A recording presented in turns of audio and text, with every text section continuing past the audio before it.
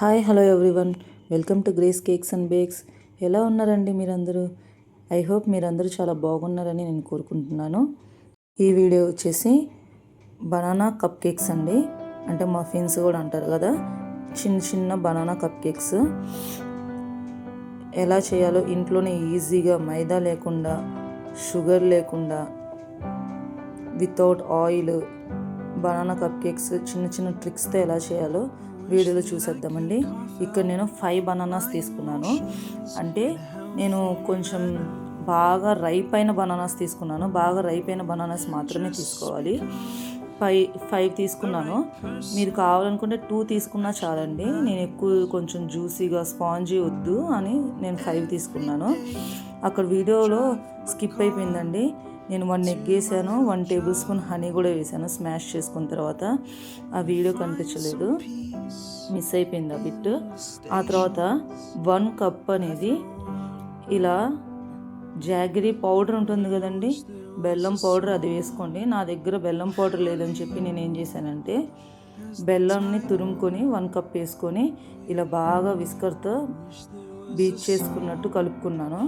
ఇలా బెల్లం పౌడర్ అనేది చక్కగా మెల్ట్ అయ్యి కలిసేలాగా బీట్ చేసుకోండి. అక్కడక్కడ బెల్లం ఉండిపోయినా సరే, కొంచెం పెద్ద పెద్దవి ఉండిపోయినా సరే బాగోదు. సో మొత్తం కలిసేటట్టుగా చూసుకోండి. కలిసేటట్టు చూసుకున్న తర్వాత ఎసెన్స్ అనేది 1 టీ స్పూన్ తీసుకోండి. బేకింగ్లో ఏంటంటే ఎసెన్స్ అని కానీ అన్నీ కరెక్ట్గా మెజర్మెంట్స్ ఉంటేనే వస్తాయని అనుకుంటాం. నేను కూడా అలాగే అనుకున్నాను. అలా ఏం కాదండి, మనం అడ్జస్ట్ చేసుకోవాలి. చేసే కొద్దీ మనకు వస్తూనే ఉండిద్ది అలాగా. ఇప్పుడు ఎసెన్స్ తీసుకున్న తర్వాత కొన్ని ఎసెన్స్ ఎలా ఉంటాయంటే 1/2 టీ స్పూన్ వేసినా సరే స్ట్రాంగ్నెస్ ఎక్కువ ఉంటుంది. కొన్నిటికి 1 టీ స్పూన్ 2 టీ స్పూన్ వేసినా సరే స్ట్రాంగ్నెస్ ఉండదు. సో అలా చూసి మనం వాడే ఎసెన్స్ని బట్టి స్మెల్ చూడండి. వేసిన తర్వాత స్మెల్ ఎంత స్ట్రాంగ్గా వస్తుందో దాన్ని బట్టి వేసుకోండి.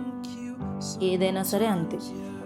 దీని తర్వాత నేను ఇందులోనే 1.5 కప్ 1 కప్పు ప్లస్ 1/2 కప్పు గోధుమ పిండి తీసుకున్నాను. వీట్ ఫ్లోర్ తీసుకున్నానండి. అది జల్లించుకోవడానికి పెట్టుకోండి. ఏదైనా సరే మస్ట్ అండ్ షుడ్ జల్లించుకోవాలి. పురుగులు ఉండొచ్చు, లేదంటే లంప్స్ ఉండొచ్చు, జల్లించుకొని చేసుకోవాలి. ఇందులో 1 టీ స్పూన్ అనేది సాల్ట్ వేసుకున్నాను. సాల్ట్ ఉంటే బాగుంటుందండి, కొంచెం టేస్టీగా ఉంటుంది. ఇందులోనే 1 టీఎస్పీ లేదా 1 టీబీఎస్పీ దాల్చిన చెక్క పౌడర్ ఉంటుంది కదండి, అది వేసుకోండి. నా దగ్గర డైరెక్ట్గా పౌడర్ బాక్స్ ఉంది కాబట్టి దాంతో వేసుకున్నాను. లేదనుకుంటే కనుక మీరు అది మిక్సీ పట్టుకునే వేసుకోండి. అది స్ట్రాంగ్నెస్ చాలా బాగుంటుంది బనానా కేక్కి.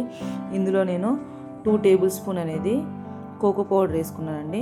ఇంకోటి చూసారు కదా, దాల్చిన చెక్క పౌడర్ వేసిన తర్వాత ఇంకో 1/2 కప్ నేను వీట్ ఫ్లోర్ వేసాను. ఫస్ట్ 1 కప్ వేసాను, ఆ తర్వాత 1/2 కప్ వేసాను. ఇక్కడ ఏంటి ఇంకోటి ఏం వేసానంటే 1 tsp baking powder, 1/2 tsp baking soda. ఇంకంతే అండి. ఇలా వేసుకున్న తర్వాత చక్కగా జల్లించేసుకోండి. 2 బ్యాచెస్ కింద జల్లించేసుకొని దాంట్లో వేసుకోండి. 1 బ్యాచ్ కలపండి. ఇలా కలుపుకోండి మొత్తం డ్రై ఇంగ్రీడియంట్స్, లేదంటే ఒక సైడ్ ఒకటి అలా ఉండిపోతుందేమో. కలుపుకున్న తర్వాత వేసుకోండి. కలుపుతూ జల్లించుకోండి. ఇలా జల్లించుకొని బ్యాటర్ని నీట్గా బీట్ చేసుకోండి. ఓవర్ మిక్స్ కూడా చేయకండి. నీట్గా తక్కువగా కలుపుకోండి. 1 బ్యాచ్ ఇలా వేసుకున్న తర్వాత అలా తిప్పుకోండి. ఇంకోటి ఏంటంటే 100 ml మిల్క్లో 50 గ్రామ్స్ వచ్చేసి బటర్ని, అన్సాల్టెడ్ అయినా సాల్టెడ్ అయినా, ఇప్పుడు నేను సాల్ట్ వేసుకున్నాను కదండి, సో మీరు అన్సాల్టెడ్ బటర్ తీసుకోండి. ఒకవేళ మీరు సాల్ట్ వేయకపోతే సాల్టెడ్ తీసుకోండి, నో ప్రాబ్లం. అంత తేడా ఏమి ఉండదు. సాల్టెడ్ బటర్కి అంత ఇబ్బంది ఉండదు. తీసుకోండి. ఆ బటర్ని మిల్క్లో ఏం చేస్తారంటే కొంచెం బాయిల్ చేయండి. అది నేను ఇక్కడ చూపించలేదు. మిల్క్లో బాయిల్ చేయండి బటర్ని. 2 కొంచెం వేడికి కలిసిన తర్వాత ఆ మిల్క్ని దీంట్లో యాడ్ చేసుకోండి. ఖచ్చితంగా మిల్క్ని అనేది యాడ్ చేసుకోండి. ఎందుకంటే మనం వాడేది వీట్ ఫ్లోర్ కాబట్టి కొంచెం బ్యాటర్ మైదా అంత సాఫ్ట్నెస్గా ఉండదు వీట్. సో మిల్క్ ఇలా నేను చూసారు కదా, అందులో నేను మిల్క్ ఉంది, బటర్ ఉంది, రెండు హీట్ చేసుకున్నాను. ఇలా బ్యాచెస్ వైజ్గా యాడ్ చేసుకోండి. నా దాంట్లో ఏమైందంటే మీకు కనిపిస్తుంది కదా, ఎక్కువగా బనానా ఉంది. నేను కావాలనే ఎక్కువ బనానా వేసాను. నార్మల్గా బనానా కేక్ వీడియోస్లో చూపించేది అయితే కనుక 1 కాదులేని 2 బనానాస్ వేస్తారు. మినిమం 2 బనానా వేస్తారు, లేదా మ్యాక్సిమం 2, ఎక్కువైతే వేయరు. నేనేం చేశానంటే 5 బనానాస్ వేసాను. ఎక్కువగా నాకు సాఫ్ట్గా ఉండాలని చెప్పి, మరీ స్పంజీగా వద్దని చెప్పి స్పాంజ్ కేక్స్ తింటూ ఉంటున్నాం కాబట్టి సాఫ్ట్గా ఉండాలి అని చెప్పి నేను ఇలా వేసానండి. మీకు ఇలా వద్దు, స్పంజీగా కావాలనుకుంటే కనుక బనానాస్ తగ్గించుకోండి, నో ప్రాబ్లమ్స్. బాగా స్పంజీగా వస్తుంది కేక్ అనేది. ఇలా బ్యాచెస్ వైజ్గా చెప్పిన 100 ml మిల్క్, లేదంటే 1/2 కప్ మిల్క్, కప్స్లో చూస్తే కనుక 1/2 కప్ మిల్క్ అండ్ 50 grams వచ్చేసి ఇది తీసుకోండి. 1/4 కప్ బటర్ మెల్ట్ చేసుకొని దీంట్లో యాడ్ చేసుకోండి. ఇలా యాడ్ చేసుకొని ఇలా కలుపుకొని ఇంకేం లేదండి, ముందే ఓవెన్ ఉంటే ఓవెన్ ప్రీహీట్ చేసేసుకోండి, లేదంటే కనుక స్టవ్ మీద అయితే స్టవ్ మీద కూడా ముందే ప్రీహీట్లో పెట్టేయండి. ఇలా కలిపేటప్పుడే ప్రీహీట్లో ఉంచండి. ఈ బ్యాటర్ ప్రిపేర్ చేయడానికి 20 minutes సరిపోతుంది కదండి, ఎక్కువసేపు ఏం అవసరం లేదు కదా, సో ముందే పెట్టేయండి. సో ప్రీహీట్ మాత్రం మస్ట్ అండ్ షుడ్. ప్రీహీట్ చేసుకున్నప్పుడు ఇలా, ఇప్పుడు నా దగ్గర అది స్కూపర్ లేదండి, ఐస్ క్రీమ్ స్కూపరు, సో నేను ఇలా సాంబార్ గంట ఉండిద్ది కదా, దాంతోనే వేసేస్తున్నాను. ఇవన్నీ చిన్న చిన్న మఫిన్ ట్రే అండి, చిన్న చిన్న మఫిన్స్ వస్తాయి, చాలా చిన్నవి. ఇందులో వేసేసాను. 24 వస్తాయి అనుకుంటా మఫిన్స్ దీంట్లో. బనానాది కాబట్టి నేను మరీ ఎక్కువగా తక్కువ నింపాలి. నార్మల్ది అయితే కనుక తక్కువది నింపాలి. ఇది బనానా కేక్స్ కాబట్టి నేను కొంచెం ఎక్కువగానే నింపాను, ఫిల్ చేశాను. ఇలా మొత్తం ఫిల్ చేసేసిన తర్వాత అన్నిట్లో ఇలా చక్కగా ఫిల్ చేసుకున్న తర్వాత కప్ కేక్స్లో లాగా ఫిల్ చేసుకొని ఓవెన్లో పెట్టేయండి, ప్రీ హీటెడ్లో ఉన్న దాంట్లో, లేదంటే స్టవ్ మీద పెట్టండి. 20 minutes సరిపోతుందండి ఈజీగా. 15 to 20 minutes సరిపోతుంది. బాగా వేడెక్కిన పెనం, అదే కడాయి మీదైనా సరే లేదా ఓవెన్ మీదైనా సరే 20 minutes ఎనఫ్ అండి దీనికి.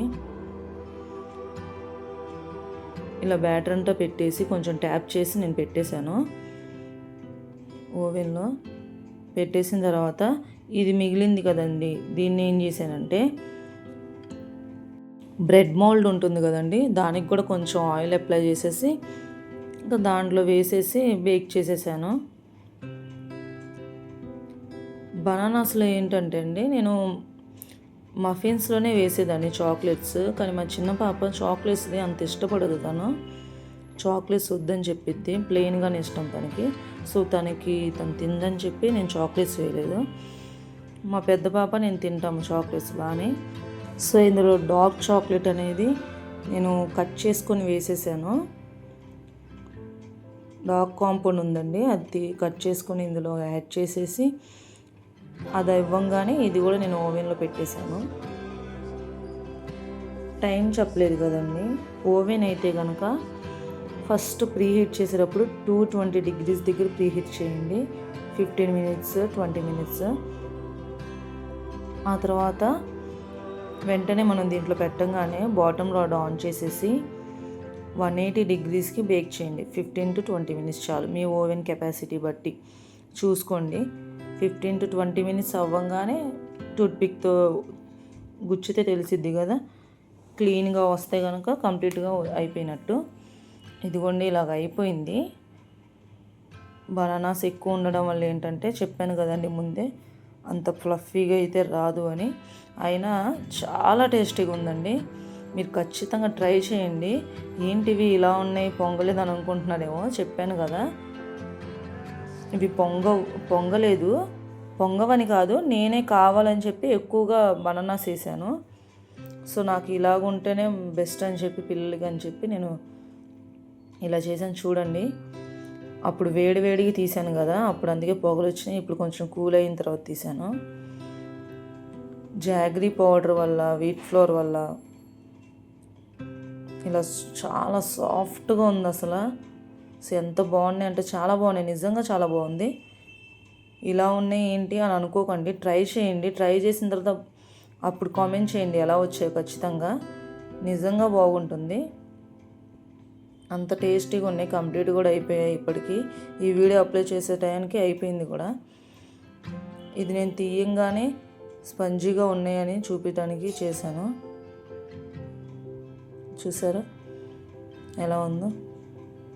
లోపల మాత్రం మనకి జ్యూసీగా సాఫ్ట్గా ఉన్నాయి, ఎందుకంటే ఎక్కువ బనానాస్ యూస్ చేసాం కాబట్టి సాఫ్ట్గా ఉంటుంది. బ్రెడ్ లాగా గొంతుకి అడ్డుపడేటట్టుగా అలా ఏముండదు, పొడి పొడిగా సాఫ్ట్గా చాలా బాగుంటుంది. అందులో మనం దాల్చిన చెక్క పౌడర్ వేసాం కదా, ఆ ఫ్లేవర్ తగులుతూ ఉంటుంది. రియల్లీ ఆసమ్ అండి ఇది. బనానాస్ కనుక మంచిగా రైప్ అయిపోయి పండిపోతే కనుక పడేయకండి, ఇలా చేసుకోండి. పిల్లలకి హెల్తీగా పెట్టండి. ఇది చూసారండి, ఇది కూడా చాలా బాగా వచ్చింది, చాలా టేస్టీగా వచ్చింది. మీ పిల్లలకి ఇంట్లో హెల్తీగా ఇలా బనానాస్తో ఏమైనా చేద్దాం అనుకుంటే కనుక ఖచ్చితంగా ట్రై చేయండి. ఇలాగా అన్నీ ఇంట్లో దొరికే ఐటమ్సే కదా, బాగుంటుంది, చాలా బాగుంటుంది. పిల్లలు కూడా ఇష్టపడతారు. బాగా రైపైన మగ్గిపోయిన బనానాస్ని పడేయకుండా ఇలాగా ఈ రెసిపీ ట్రై చేయండి. ట్రై చేసిన తర్వాత ఎలా వచ్చిందో కామెంట్ చేయండి, నేను ఖచ్చితంగా రిప్లై ఇస్తాను. ఈ రెసిపీ మాత్రం పిల్లలు చాలా బాగా నచ్చుతుందండి. ఈ రెసిపీ మీకు నచ్చినట్లయితే లైక్ చేయండి, షేర్ చేయండి, సబ్స్క్రైబ్ చేసుకోండి. Thank you.